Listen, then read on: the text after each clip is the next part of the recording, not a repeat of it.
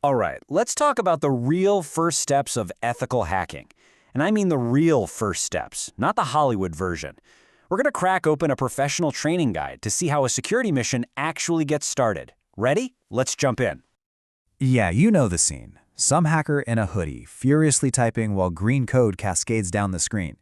The reality, it's a lot quieter. It's more like being a detective.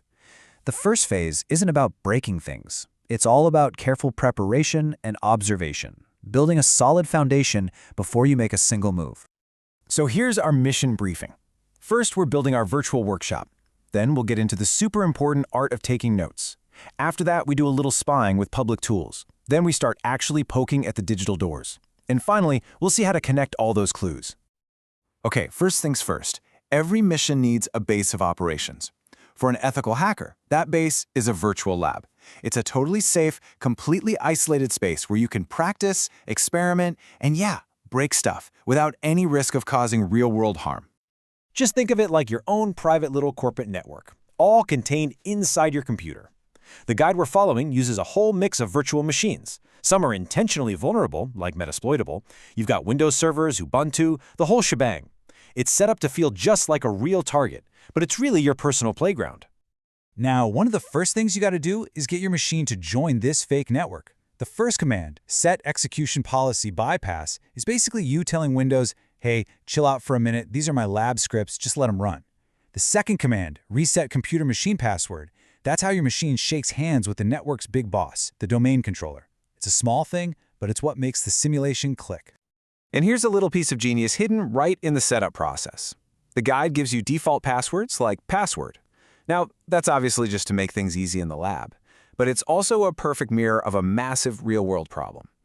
You'd be amazed how often weak default passwords are the very first domino to fall in a real breach. So you start poking around and finding things. Now what? Where do you put all this information?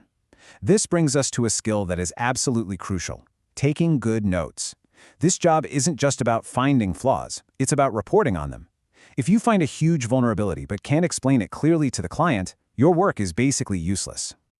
So the guide shows you two ways to do this. First, there's the simple shared folder.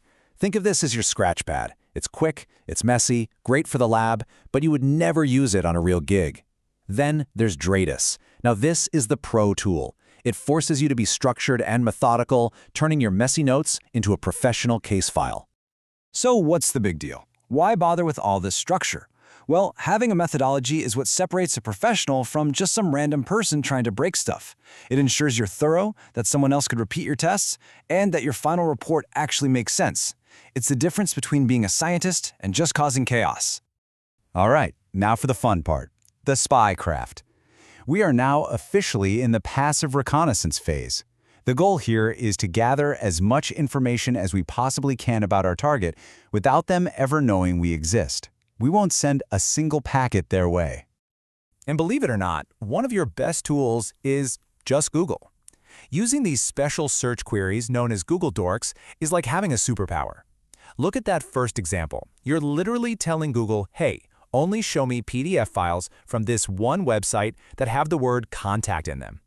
You would be floored by how many internal company phone lists and network maps you can find just lying around. So if Google is a search engine for websites, share³ is a search engine for everything else connected to the internet. It doesn't find articles or blog posts. It finds servers, routers, security cameras, industrial control systems, you name it. It's basically a map of the internet's plumbing. And the real magic of share³ is in its filters. You're not just searching, you're hunting with precision. You can zoom in on devices in a single city or devices owned by one specific company.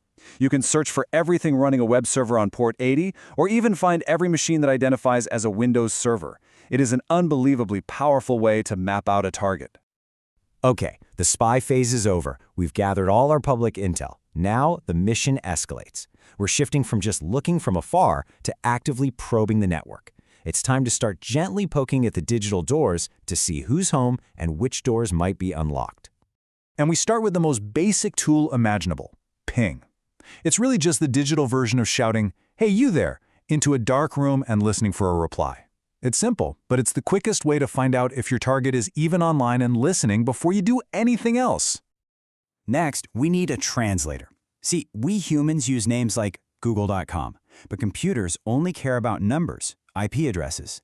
NSLOOKUP is our translator. It asks the internet's giant phone book, the DNS, what's the number for this name? Without that number, we wouldn't even know where to point our tools. And now for the main event, Nmap, the network mapper. Seriously, this is the absolute Swiss Army knife of network scanning. If ping was just knocking on the front door, Nmap is like having a blueprint of the building and checking every single door, window, and air vent. It builds a detailed map of what's out there. Nmap's real strength is its flexibility. You can use a stealth scan to try and be quiet and avoid detection, or you can use version detection to figure out the exact software and version number running on an open port. And that's pure gold, because knowing it's Apache version 2.4.18 is way more useful than just knowing it's a web server. Now you can look up known exploits for that specific version. And here's where everything we've talked about comes full circle. This is how the pros work. You run your Nmap scan, but you tell it to save the results in a nice, clean XML file. Then you just upload that file straight into Dratus, and boom, it automatically populates your report. No copy-pasting, just clean, efficient work. So we've built our lab, we've got our note-taking system, we've done our passive spying, and we've done our active scanning. The final piece of this initial mission is putting all those clues together to see the big picture. And this is really the most important takeaway. Neither approach tells the whole story on its own. It's the combination that's so powerful. The public stuff you find with Google and Shodan gives you the context for the live data you get from Nmap. That's how you go from just a list of open ports to a real understanding of your target security. So I'll leave you with this thought. Everything we've just gone over, this is just the beginning. These are the absolute fundamentals of a security assessment. And if you can uncover this much detail with just a few public tools and some basic scans, it really makes you wonder, doesn't it? What else is out there, just hiding in plain sight?